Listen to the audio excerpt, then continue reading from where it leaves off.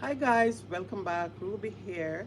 So today you guys, I am going to do a fall eyeshadow look today. So if it's your first time here, I just want to welcome you and I just want to say thank you so much you guys for stopping by my channel. So I already do my foundation, do my brow off camera because you know the brow thing, and then set my under eye with some powder. So I have three color today in my hand from Juvia's Place.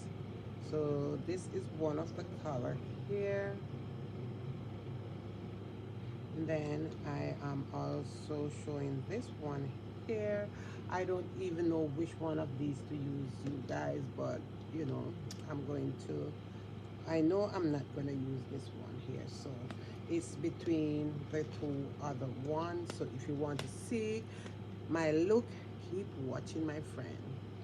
So guys, I think I'm gonna use this one here first, and if I need any top up from it, then I'm gonna use the Nambia Royal from Juvia's Place. So I just use some concealer over my eye instead of using their primer. So this is what I have here, and this is where I am coming from, you guys.